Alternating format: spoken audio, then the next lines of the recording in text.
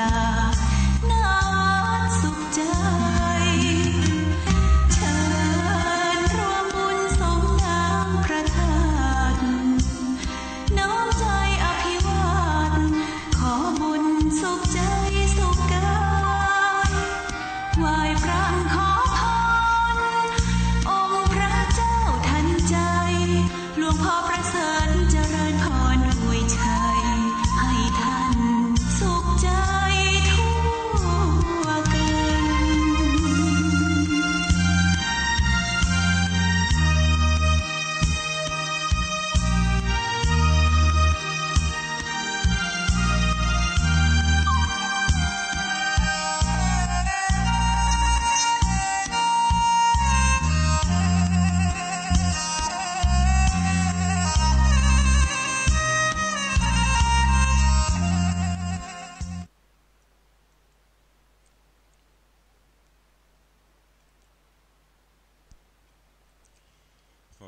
ยกมือ10 นิ้วกราบนบนอบน้อมยังพระติรัตนแก้วเจ้าทั้ง3ประการอันหมายมีพระพุทธพระธรรมพระสงฆ์อันเป็นสรณะที่เปิงที่เคารพนับถืออันสูงสุดในชีวิตขอกราบคารวะแตบไตไวสาปุญญาปารมีธรรมพระมหาเถรานุเถระครูบาสังฆเถระเจ้าภิกขุสงฆ์สามเณรจุตนจุองค์ด้วยความเคารพเจริญสุขเจริญปรญาติโยมสาธุชนพุทธบริษัททุกท่านขอน้อมต้อนรับทุกท่านเข้าสู่รายการมรดกธรรมกับเมืองต่างสถานีวิทยุพระพุทธศาสนาวัดฝ่ายหินตำบลสุเทพอำเภอเมืองจังหวัดเชียงใหม่สถานีวิทยุวัดหนองกายตำบลสันปะยางอำเภอแม่แตงจังหวัดเชียงใหม่สถานีวิทยุพระพุทธศาสนาจังหวัดเชียงรายและวิทยุชุมชนเสียงตามสายออกกระจายข่าวตามวัดวาอารามตามหมู่บ้านต่างๆพร้อมกันนี้เจริญปรญาติโยมที่ติดตามรับฟังทางวิทยุออนไลน์ของวัดฝ่ายหินและต่างเว็บไซต์ของวัดวังสิงห์คำรายการนี้ดำเนินโดยอาตมภาพพระครูวิสิตศรีลาภรณ์เจ้าคณะตำบลป่าแดดเจ้าอาวาสวัดวังสิงห์คำตำบลป่าแดดอำเภอเมืองเชียงใหม่จังหวัดเชียงใหม่เป็นผู้ดำเนินรายการ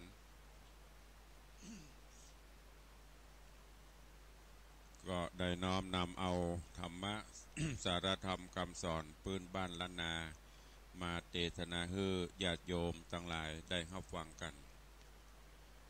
ประการวันนี้ก็เป็นวันทำการทำงานกันตามปกติ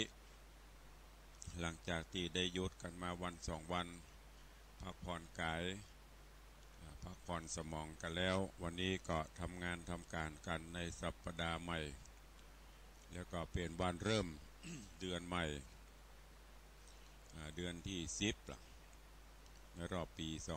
2561นี้แถม2 เดือนปลาย3 เดือนก็จะผ่านพ้นไปแถมปีละวันเวลาก็ผ่านไปด้วยความรวดเร็วเพราะฉะนั้นก็พระพุทธเจ้าได้เตือนเฮาท่านทั้งหลายจะไปเมาประมาทในการดำเนินชีวิตประจำวันเนอะก็ขอให้ได้มีศีลมีธรรมน้อมนำเอาหลักธรรมมาประพฤติปฏิบัติในการดำเนินชีวิตประจำวันวันนี้สภาพอากาศตื่นเช้ามาก็เย็นสบายท้องฟ้าก็อึมครึมมีเมฆฟ้าสลัวอาจจะมีฟ้ามีฝนอยู่พ่องเพราะว่าตอนนี้ต่างพายุก็ยังบ่หมดบ่เสี่ยงแล้วก็อยู่ช่วงของปลายฝนต้นหนาวแล้วก็ดูแลสุขภาพกันเนอะส่วนอัตมาภาพก็เริ่มมีวัดอย่างพ่องละวันนี้ก็เหมือนกันอู้ไปมีเสียงกระแอมกระไอออกไปจะได้ก็ต้องขอประทานอภัยขอสุมาอภัยกับครูบาอาจารย์กับญาติโยมศรัทธาก่อนเนอะ มาถึงเรื่องของพระธรรมเทศนากัมพระสุรินตะที่ได้น้อมนำมาเทศนาให้ญาติโยมทั้งหลายผ่านพ้นไปได้2-3 ตอนแล้ววันนี้ก็จะได้เทศนาต่อจากในตอนก่อนที่จะได้เทศนาก็ขอนำเอาเรื่องราวในตอนที่แล้วมาเอ่ยฮือกับญาติโยมเพื่อที่จะได้ฟังปฏิปต่อกันในเรื่องราวของพระธรรมเทศนาในตอนที่แล้วได้มาถึงยังตอนที่พญาสิริมิถิราชเจ้าเมืองปุระนครหลังจากที่กิจจกุมารกิจจเสนาได้ออกอุบายต่างๆคือกับพญาเจ้าเมืองสิริมิถิราชได้นำเอาจันตะสามาวดีลูกสาวใส่แปไหลน้ำไปเพราะว่าจันตะสามาวดีเนี่ยมีท้องโดยบะหมี่ป่อถ้าเป็นบ้านเฮาสมัยประเดียวก็คือลูกบะหมี่ป่อเถอะพญาเจ้าเมืองก็โคดว่าจันตะสามาวดีมาสร้างความอับอายขายหน้าฮือทั้งที่ก่อนหน้านั้นโหราจารย์กอดตำนายตายตักว่าโอ้เป็นผู้มีบุญมาเกิดจะได้มาก้ำสมปานบารมีเพื่อบ้านเมืองเจริญการกุ่งรุ่งเรืองตอนแรกก็ดีอกดีใจแต่พอกิจเสนามากราบทูลว่าคึดบ้านคึดเมืองเป็นเสนียดจังไรกับบ้านกับเมืองในตอนนี้กับปิ้นธรรมะ จากทีแรกเชื่อโหราจารย์พลิกมากับมาเชื่อกิจเสนาตอนนี้เนี่ยบอกฟังไปละแม่พญาไปขอก็บอกฟังเราข้าราชบริพารผู้ใหญ่ห้ามก็บอกฟังสุดท้ายก็คือเสนาอมาตย์เอาจันตะสามาวดีลูกสาวใส่แปรตอนใส่แปรแล้วตอนจะปล่อยเสนาอมาตย์คนใดก็บักกล้าไปกกเชือกไปตัดเชือกหัวเหือหัวแปรปล่อยจันตะสามาวดีก็บอกว่าท่านทั้งหลายทำเตอะบ่เป็นหยังมันมีโทษมันมีตาเฮาบ่ถือโทษโกรธกรรมกระทำเวรเนอะมันคงจะเป็นกรรมของเฮาถ้าท่านเจ้าทั้งหลายบ่ทำแบบเนี้ยก็จะเป็นต้องอาญาเสนาอมาตย์ก็เลยขออโหสิกรรมแล้วก็ตัดหรือว่าปล่อยเชือกที่มัดแปรพอเชือกลุดแปรก็นำปลาเอาจันตะสามาวดีไหลไปตามน้ำตามคลองไป จนกระทั่งบัดนี้สายน้ำปัดป่าเอาตึงจันตะสามาวดีและลูกในต้องไหลไปตามกระแสแม่น้ำไปจนถึงตาดอนทรายอยู่ที่หนึ่งในระหว่างนั้นจันตะสามาวดีก็ยกมือสัจจะอธิษฐานวอนวันบนบานต่อเตปาอาหักองค์อมรินทร์พระอินทร์เจ้าฟ้าตลอดจนเทพบุตรเทวดาสิ่งศักดิ์สิทธิ์ทั้งหลายขอให้ได้ดูแลพ่อกอยรักษาข้าพเจ้ากับลูกในต้องขอให้ได้แก้วกาดปลอดภัยเนอะเพราะว่า มีภัยมาสู่โดยเฉพาะป่อก็ได้ขับไล่มาเพราะว่าเฮานี่มีต้องลูกในไส้ปล่อยว่ามีป่อนางก็ห่ำให้ไป ขอเทพบุตรเทวดาได้ปกปักรักษาในขณะนั้นโดยปุญญาปารมีธรรมที่นางกระทำปั้มเป่งมาในอดีตชาติปางก่อนและชาตินี้ก็เป็นผู้รักษาศีลรักษาธรรมก็มีเทวดาที่รักษาในโขงเขตอาณาในป่าเขาลำเนาภัยในตาน้ำที่หันชื่อว่าเทวดาเมฆลณีก็ได้หูได้หันแล้วก็ปลายปอเทวดาตัวนี้ในอดีตชาติปางก่อนก็เคยได้เป็นแม่ของจันตะสามาวดีเป็นแม่ของโพธิสัตว์เจ้าเทวดาก็มาเฝ้าพอกไว้ตลอดจนเนรมิตเข้าน้ำโภชนะอาหารวัตถุต่างๆคือนางตลอดจนแผ่นผ้าอย่างต่างๆไว้ฮือ เพื่อได้อดกันอยากอันยังและในขณะนั้นก็มีพญานาคเปิ้นก็ขึ้นมาแอวบนเมืองมนุษย์ก็มาโหมาหันว่าโอ้ในแม่ของนอเนื้อโพธิสัตว์เจ้าโพธิญาณมาสร้างสมปัน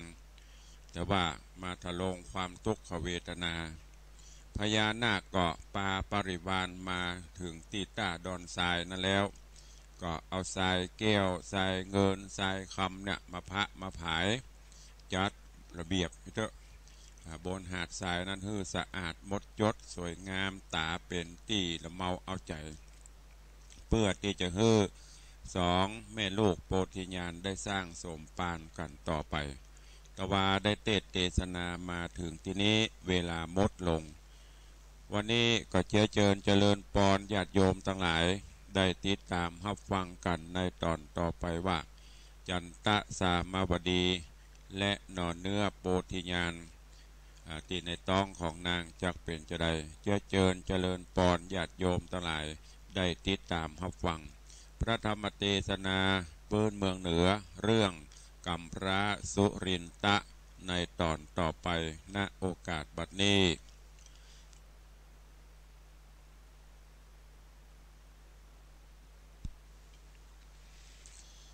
นะโม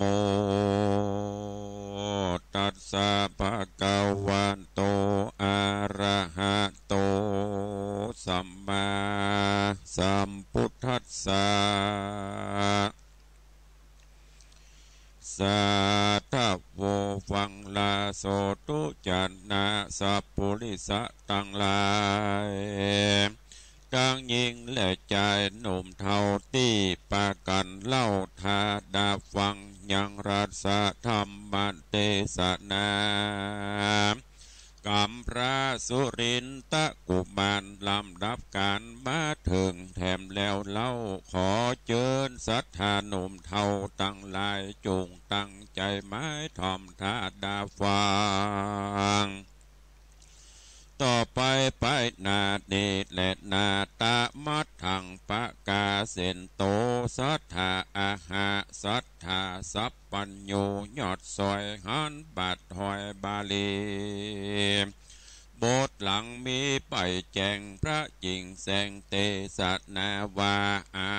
ว่าอิตังกะตังปุญญังเตจังอเนกจาตังดังนี้ดูราภิกขุตั้งหลายหมู่หญิงใจน้อยใหญ่หากว่าภัยได้กระทำยังบุญกรรมอันใดก็จักได้สะเวยบอกกราดเลยไปนาอันเจ้าหนอดลาโปที่ญาณอาติตะการล่วงแล้วเจ้าหนอแก้วกุมารเกิดเป็นใจผ่านทุกยากแสนลำบากเครื่องขีนายปุรีกุรุตะนกรพระภูธรนอดเนาอยู่บ้านเก่าเจนคาเดียวย้ำย่างเตียวกวัดไกวหาเลี้ยงใส่ตามพาน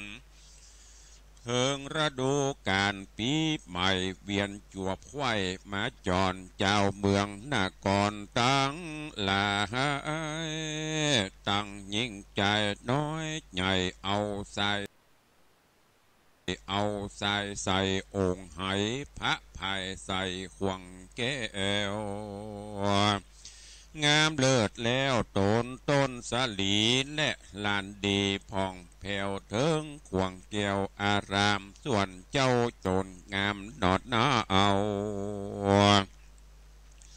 บ่มีเข้าของใจมาตักใส่ใส่พระภายก็กำเอาใส่มาใส่ยังเกาไม่สรีและอารามดีผ่องแผ่วดังกล่าวแล้วหนลางผลบุญยังตอบใส่ยามตกให้ขีบมองกายเป็นกองใส่เกี่ยวงามเลิศแล้วใส่คำเข้าของนำใหญ่หน่อยเฮือจื่นจ้อยเจยบานสุขสำราญบอกขาดที่บนหาดเกาะทรายก็มีหันและนา ตาสมาเหตุนั้นใส่คนโลกไตยิ่งใจจุงคงไว้อย่าขาดอย่าประมาทย่อตานแบ่งใจบานจื่นจอยแม่นมีน้อยและมากจุงบริจาคตามมีแม่นคนขี่อยากไหลมาอยู่ไกลบอนคอ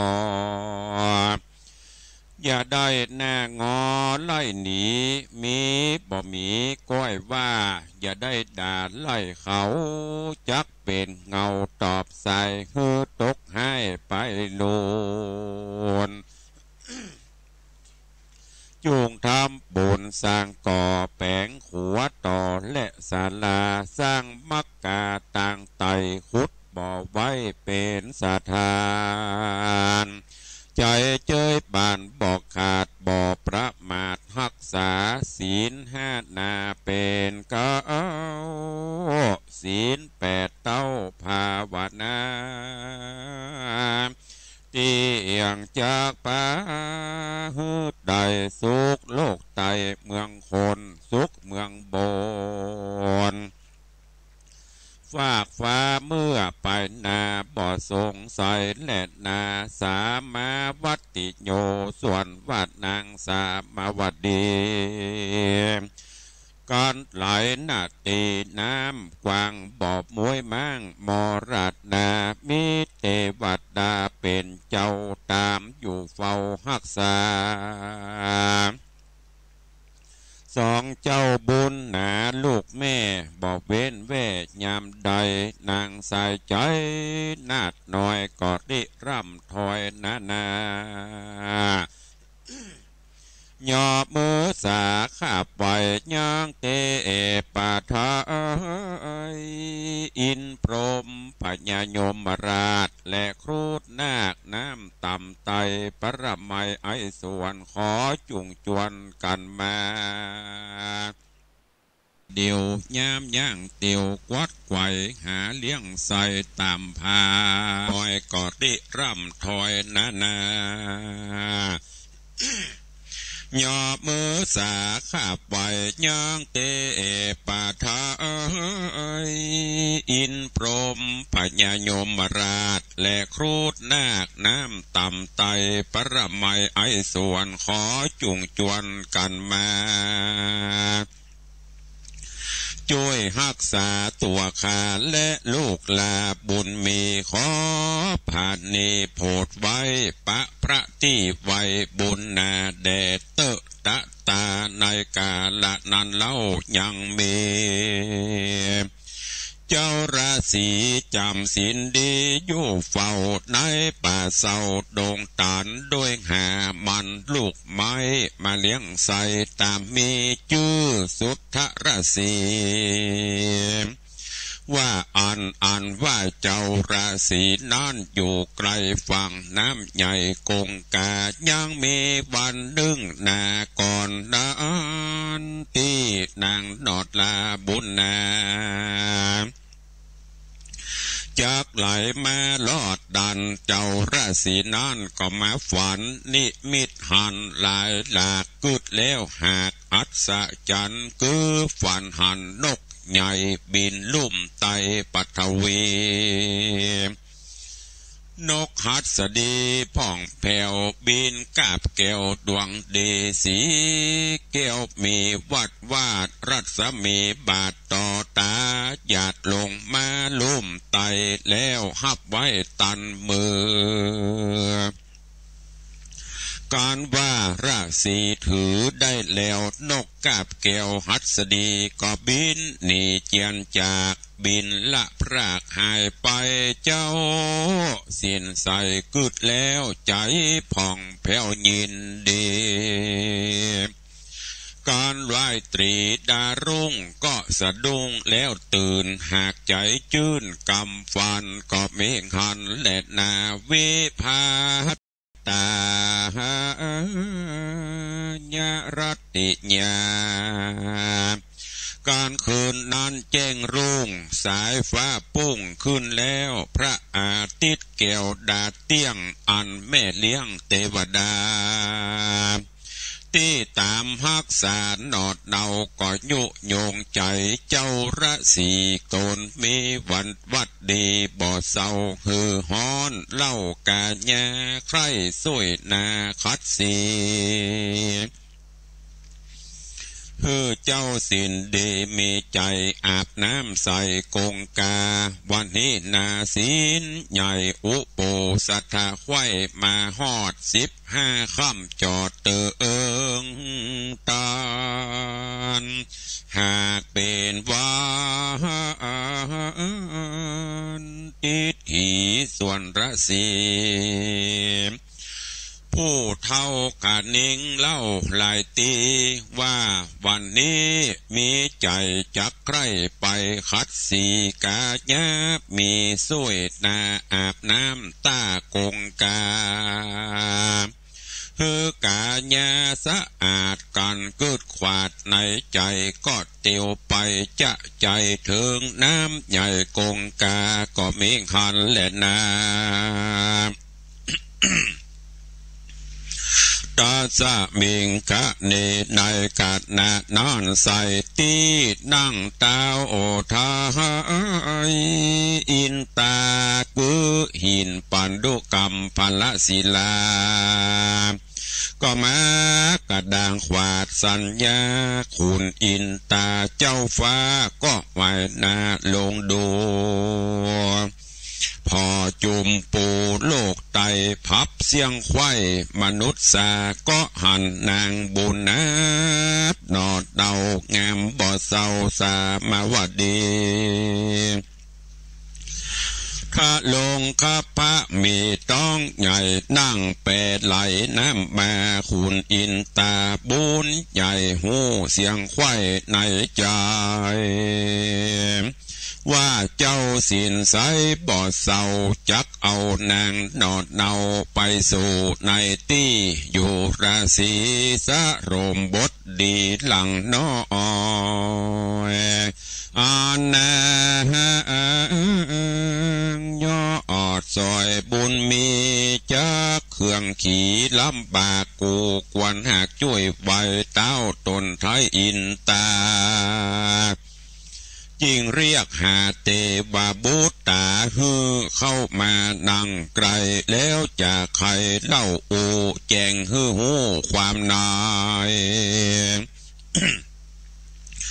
ว่าจูงเรียวไว้อย่าจะรีบไว้นาลงสู่ยังที่อยู่มนุษย์ศาสตร์ในดาวป่าดงเรีอันสุทราศีอยู่สร้างเขตป่ากวางโดองพรายเนตรละมิตรใส่ไว้ในศาลาตั้งมักกา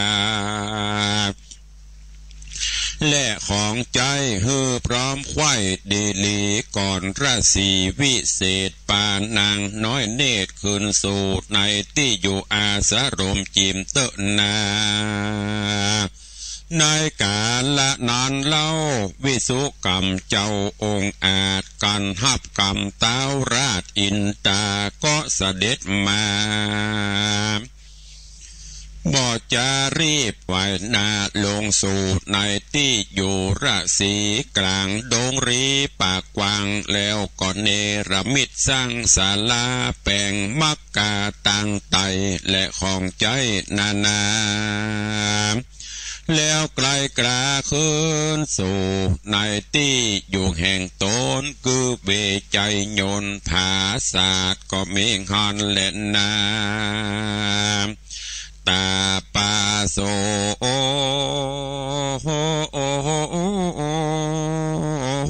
ปันนาอัน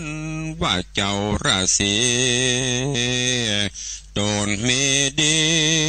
วิเศษกันลงสู่เขตน้ำตาก็รีบล้างหน้าสีฟ้านแล้วเลี้ยวปั่นคัดสีกาญาบมีบอจาก็แลตาหันใส่ยังแปรใหญ่ไหลมาตาปะ ษาผู้เฒ่ายกมือซ้ายเข้าบังตายกมือขวาจี้ไป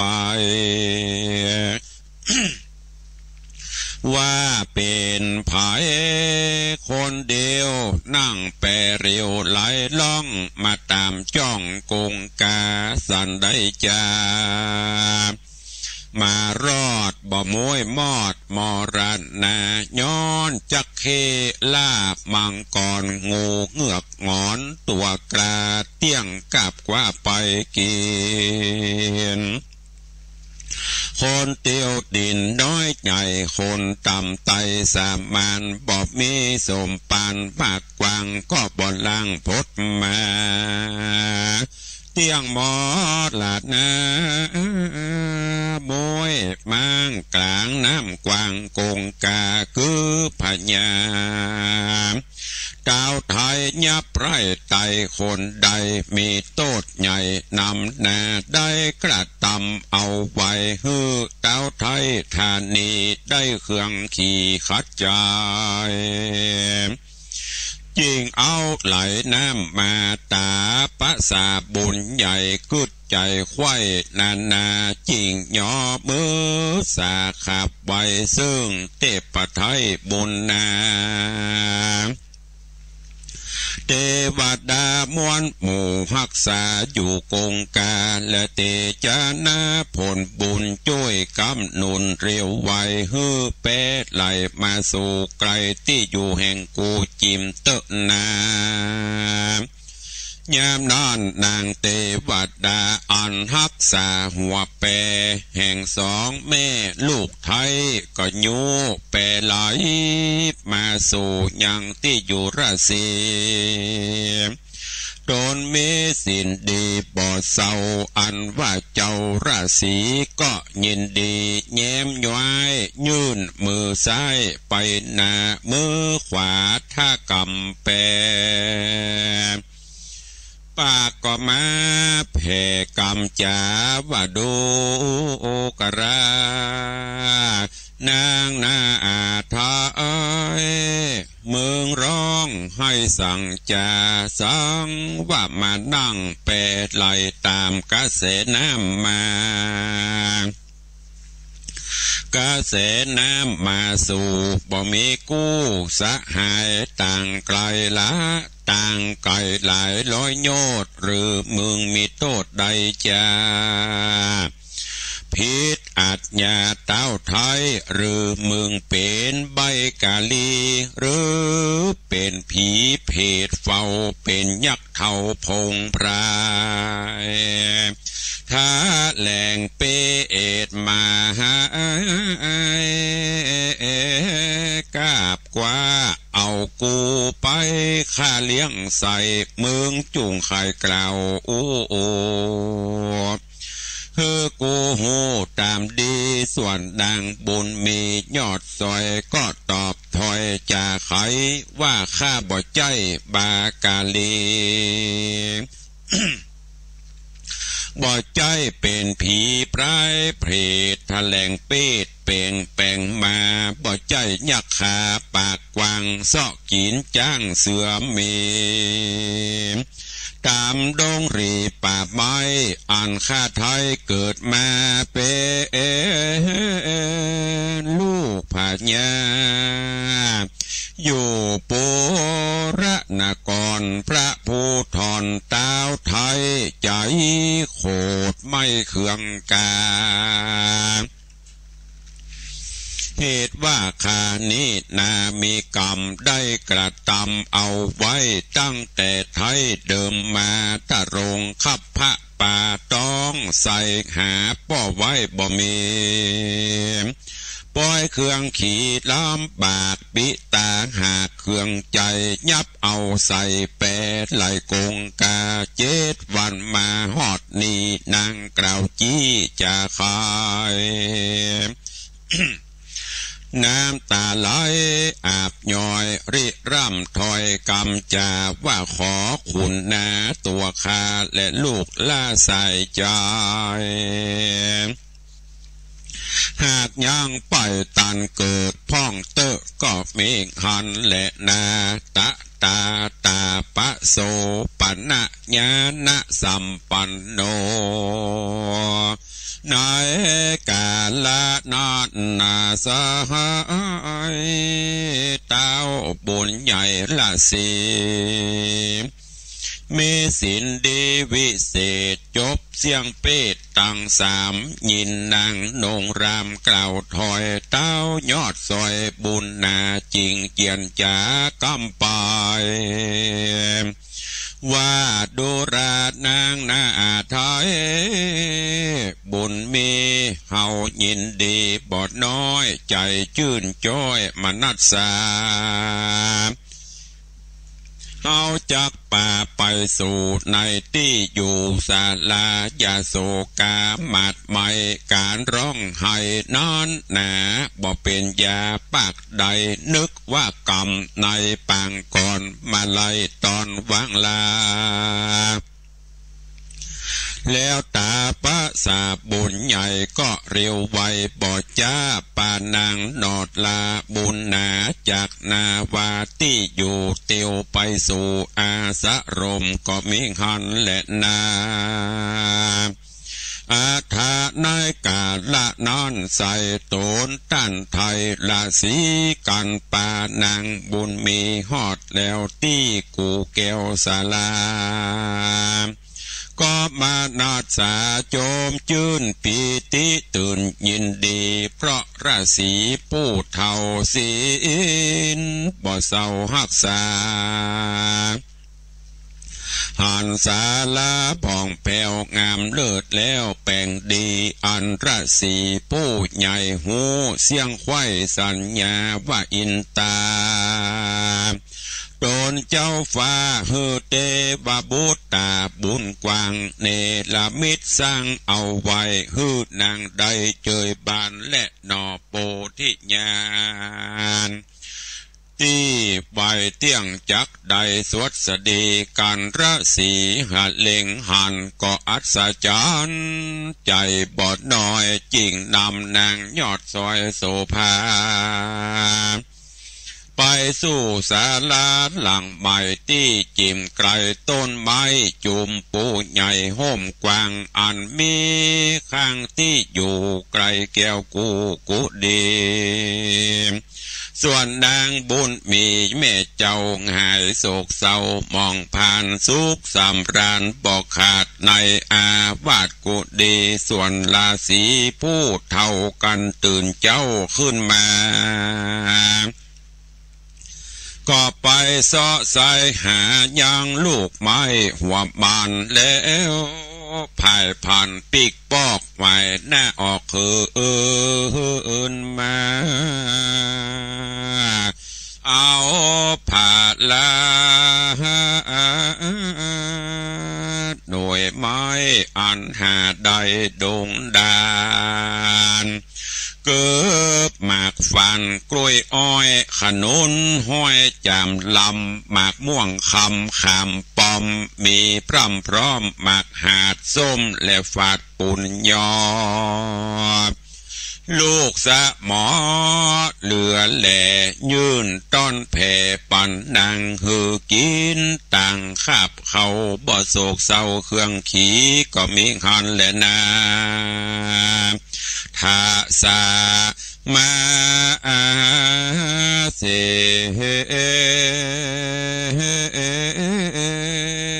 ปาริปุณเนการ10 เดือนมาเติงควายแล้วนางนาไทยเกี่ยวผู้เป็นแม่ก็มา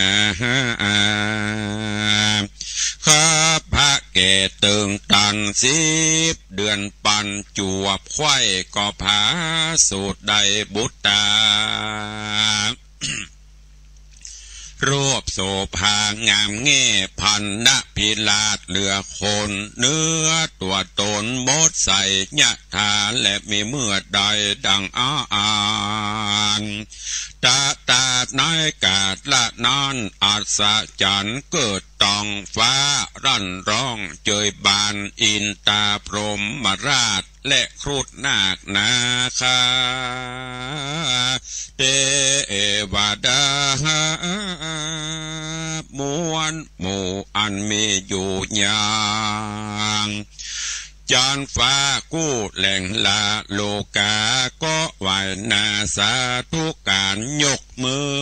สานขับไว้เอาดอกไม้เตียนคำและโกงจักนำเลิศแล้วพร้อมดาบแก้วสรีกันใจ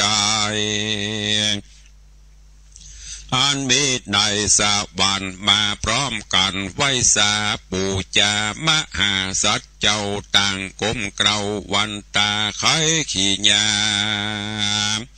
บอกเล่าว่ากุมารเจ้าบุญใหญ่ไข้ลุ่มไตแดนไกลบ่มีไผ่เพียบใดสัตว์โลกไตนา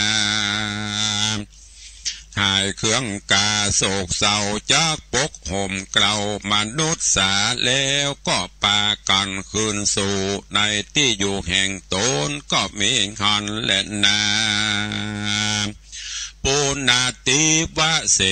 กันวันลุนแจ้งรุ่งสายฟ้าปุ้งแจ้งส่องไปตามจ้องโลกาสกุณารำร้อ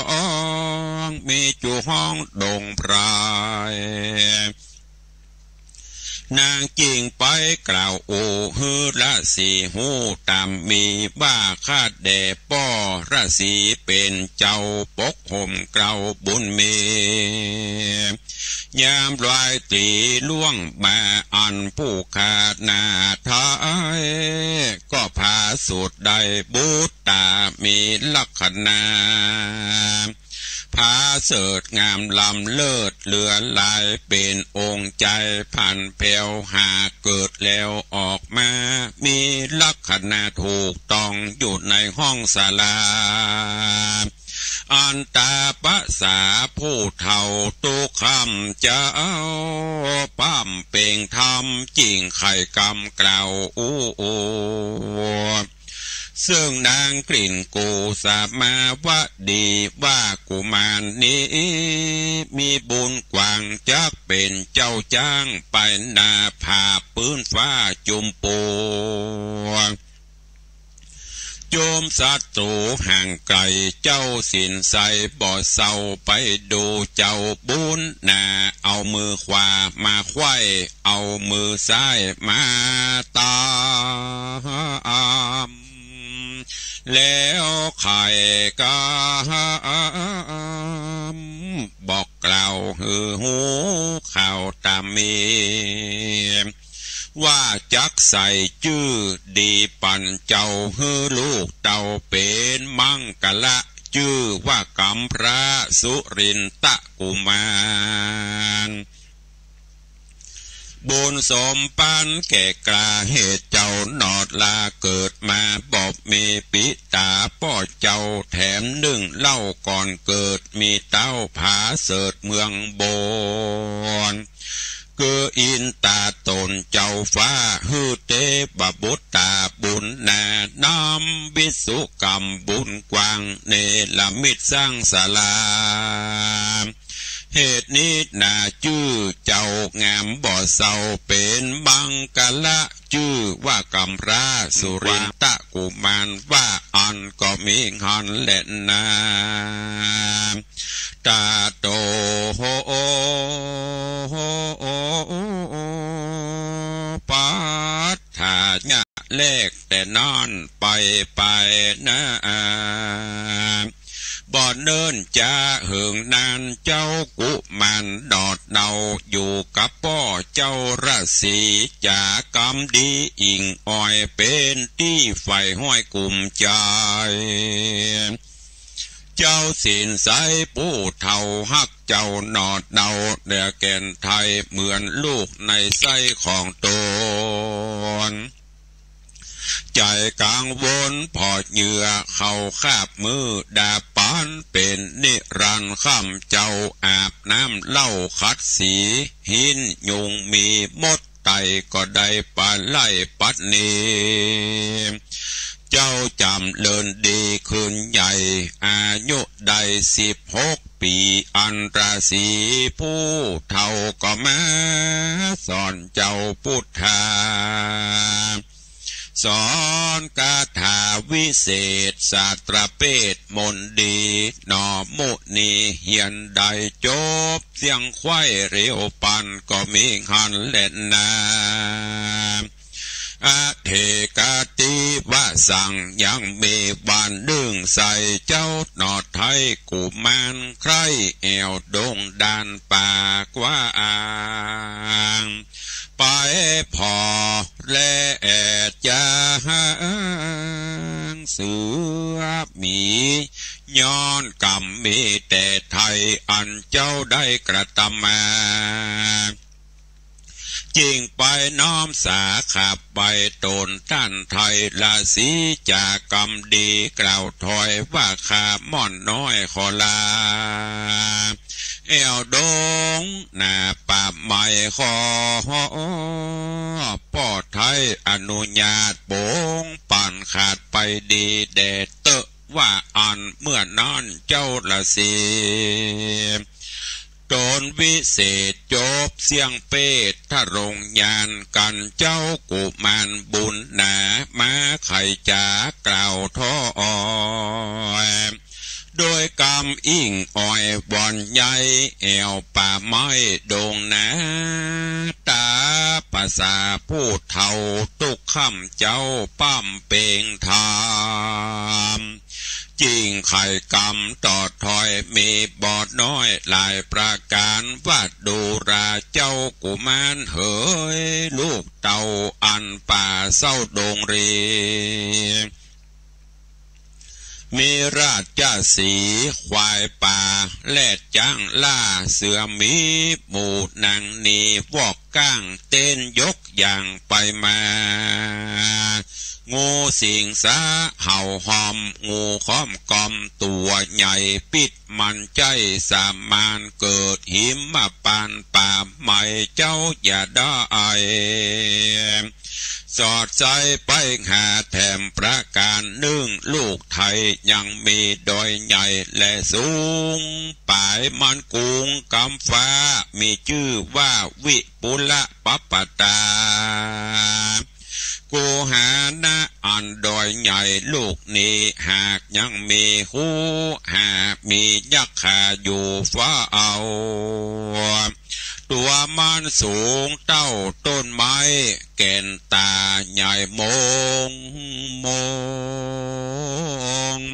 ยักษ์ผีพงนี้ใจมีเกี้ยวใหญ่ไว้มีเกี้ยวไว้วิเศษมีฤทธิ์เดชนำนาสัตนาน้อยใหญ่หูแจงไข่สันเดต่างเอากันนี้หลีกลี้ลบไปตีไกลตาสัตว์ใดนาน้อยใหญ่ล่วงเข้าไปแดนดินบ้านย่อมกินเสียงไข่เจ้าอย่าได้ไปหา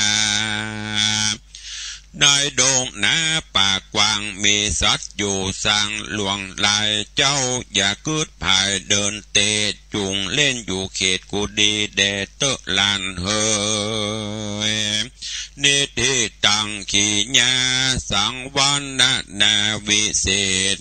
จาห้องเหตุสุลินตะกุมารไขเรื่องตามแต่เก่าปางเมื่อเจ้าพุทธาขออำลาราศี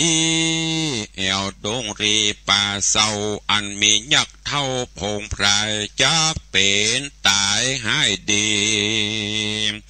ยังมีผูกนาก้อยอยู่ทาดาฟังก่อนเตอนานิติตาขีญาอันเตสนายังกัมพระสุรินตะกุมารตอนที่สี่ก็บังโกมสมเรศสเดช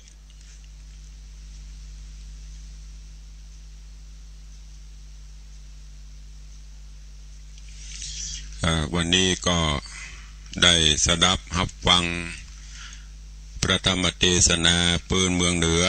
ในเรื่องของกัมพระสุรินตะกุมารจบกันไปแถมหนึ่งตอนวันนี้ก็โพธิสัตว์เจ้าพร้อมกับแม่คือจันตะสามาวดี หลังจากที่ถูกไหลแปรหรือว่าใส่แปรไหลน้ำตีปลาอาหักเจ้าก็ปากันก็กลุ่มรุมลาเฝ้ารักษาจนบัดนี้แปรไหลไปปะตาน้ำดอนทรายใกล้อาสโลมของปฤษี ปฤษีก็ได้มาช่วยโดยเทวบุตรเทวดาอาหักเจ้าทั้งหลายก็ได้ไปโดนจิตโดนใจคือกับพระฤาษีซึ่งปกติพระฤาษีก็จะปั่มเปงภาวนาอยู่กันในปัณณศาลาแต่วันนั้นเทปาอาหักเจ้าทั้งหลายก็ไปกลุ่มจิตกลุ่มใจใครฮือฤาษีไปอาบน้ำอาบท่าไปล้างหน้าแปรงฟันแต่แล้วก็ใครฮือไปหั่นใส่ยางแปรที่ไหลมาที่โพธิสัตว์เจ้ากับแม่นั่งมาหันน่ะสุทธาฤาษีพอเทวบุตรเทวดากลุ่มจิตกลุ่มใจอีกก็เลยไปล้างหน้าไปตีตาน้ำก็ไปหั่นใส่เปรเตะก็เลยอธิษฐานจิตให้เปรไหลเข้ามาหาแล้วก็ปะใส่อย่างจันตะสามาวดีอยู่บนแปรถึงสองก็อู้จากันถามกันเรื่องราวจะเป็นจะได้เดี๋ยววันพุธจะได้เอามาสรุปมาอู้มาจาให้แหมคำเนาะเพื่อที่จะได้ปฏิปต่อกันในตอนต่อไปในเรื่องว่ากัมพาสุรินตะก็เด็ดจบไป4 ตอนละวันพุธก็จะขึ้นตอนใหม่เนอะเข้าสู่โหมดใต้รายการวันนี้ก็เหลือเวลาแถมบักกี่นาทีก็จะหมดเวลาแล้ววันนี้บางท่านก็คงจะฝังไปทำการทำงานบางท่านก็อาจจะกำลังจะออกบ้านเวลาขณะนี้6:52 นาทีแถม6-7 นาทีก็จะ7:08ก็ต้องถึงที่ทำงานแล้วเนาะก็จะไปฝังไปหีบเกินไปเนอะช่วงนี้รถราก็นักในช่วงเจ้าพนังไปช่วงโมงเร่งด่วนแม้กระทั่งจะข้ามไปฝั่งน้ำปิงลายหน้าวัดเนี่ยไปได้โอ้ต้องยืนรอจัดเมินรถนักก็ขับรถขับรางจะไปประมาทเนอะก่อยขับกันไปมันถึงวันนี้ก็มีข่าวประชาสัมพันธ์ให้กับญาติโยมทั้งหลายอย่างที่ตุลุงได้อนุโมทนาประชาสัมพันธ์มาถึงวันเนอะในวันอาทิตย์ที่4 พฤศจิกายนที่จะถึงนี้ขอเอิ้นเชิญชวนมวลญาติธรรมปออกไม่ออกศรัทธานาบุญเฮาเจ้าข้าทั้งหลายที่ได้สดับรับฟังรายการเนอะร่วมโมทนาสาธุเป็นเจ้าภาพทอดกฐินสามัคคีร่วมกับท่านอาจารย์บารินบัววิระเลิศที่จะได้น้อมนำเอาหยังผ้ากฐินมาทอดถวายเพื่อสมทบในการที่จะก่อสร้างห้างแปลงกุฏิสงฆ์ที่อยู่พระสงฆ์องค์เนรที่วัดวังสิงคำในวันอาทิตย์ที่4 พฤศจิกายนเนอะก็ขอเจริญปอนญาติโยมศรัทธานาบุญเฮาเจ้าข้าทั้งหลายเนอะรวมโมทนาบุญด้วยกันกองละ299 บาทเนอะกองละ299 บาทหรือจะให้จะหอมตามกุศลและจิตเจตนาศรัทธาก็ได้ตามนาบุญของภายของมันเนอะก็ประชาสัมพันธ์แจ้งให้ทุกท่านตัวเอง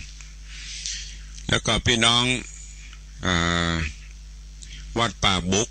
แม่แรงป่าซางเนอะค่ำคืนวันนี้ก็เจริญปอนร่วมกันในการบำเพ็ญกองกลกุศลศพของหลวงปู่ท่านพระครูสีหสุวรรณวงศ์ครูบาสิงห์ทองอดีตเจ้าอาวาสวัดป่าบุกเนอะ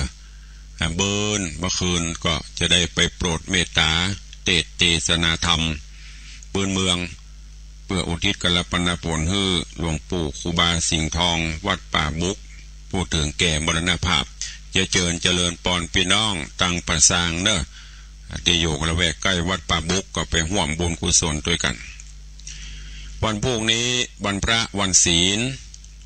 ในการรถด่วนขบวนพิเศษของกลุ่มโนมสาวจังหวัดเชียงใหม่ก็จะได้สัญจรไปจอดณที่ชานชลา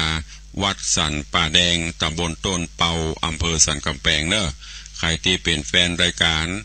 ร่วมรถด่วนขบวนพิเศษของกลุ่มโนมสาวกลุ่มเยาวชนกลุ่มผู้สูงอายุคณะสงฆ์จังหวัดเชียงใหม่ก็ไปร่วมฟังเทศน์ฟังธรรมกันเนอะที่วัดสันป่าแดงตำบลต้นเปาอำเภอสันกำแพงจังหวัดเชียงใหม่เหลือเวลาแถมประมาณ3 นาทีก็จะได้เปิดหน้าไมค์ให้ญาติโยมทั้งหลายได้อู้ได้เอ่ยได้จ่าเนอะใครจะรายงานผลการรับฟังใครจะอู้จะจ่าอย่างเข้ามาก็ขอเมตตาเจริญปอนเจิญตั้งแต่เวลานี้เหลือเวลาแถมประมาณ2 นาที3 นาทีเนอะใครฟังอยู่ที่ไหนตั้งใดพระเจ้านี้คงจะแจ่มแจ้งชัดเจนดีเพราะสัญญาณที่วัดนี่ชัดแจ๋วไม่มีอุปสรรคแต่ว่าตั้งอื่นบ่ฮู้เป็นจะได้พ้องก็โทรศัพท์รายงานผลการรับฟังเข้ามาเด้อมีก็จะมีตั้งใดพ้องใครจะอู้จะเอ่ยใครจะรายงานผลการรับฟังก็กดเข้ามาได้เด้อ0817836540รับได้ประมาณ 2-3 สายเวลาขณะนี้ก็ใกล้จะหมดเวลาละโซนทางเหนือเนอะโดยเฉพาะโซนทางเหนือใครฟังอยู่พ้องกระลิงกระล่างเข้ามาแจ้งผลการรับฟังดักปิ่งบินวอย ไม่มีซักสายไม่มีก็ว่าเป็นหยังตุลุงก็จะไปละเวลาก็หมดพอดีฟังจะไม่ได้โทรก็เป็นหยังคราวเดียวกับไปฟังรายการธรรมะเพื่อประชาชนโดยท่านพระครูธีระสุตตพจน์ท่านเจ้าอาวาสวัดผาลาดจากนั้นก็ไปฟังรายการ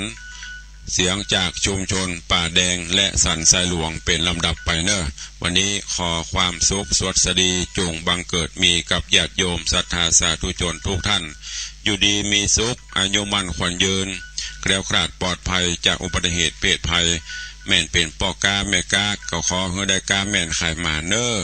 ปรารถนาอันใดก็ขอให้สมความมุ่งมา่ปรารถนาเหมือนกันจุตนจุองจุผู้จุคนเนอจัตตารโอธรรมาวัตันติอายุวันโนสุขังภะลัง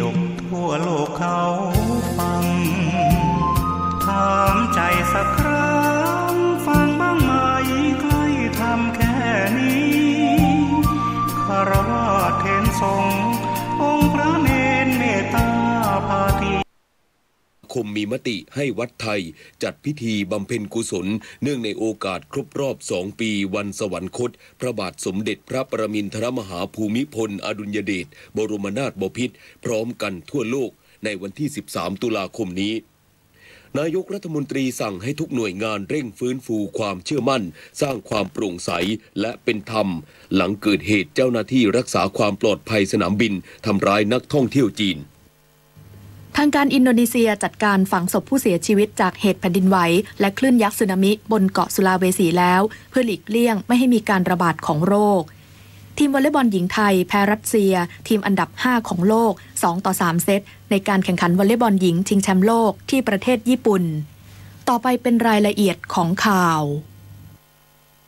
มหาเถรสมาคมมีมติให้วัดไทยจัดพิธีบำเพ็ญกุศลเนื่องในโอกาสครบรอบ2 ปีวันสวรรคตพระบาทสมเด็จพระประมินทรมหาภูมิพลอดุลยเดชบรมนาถบพิตรพร้อมกับ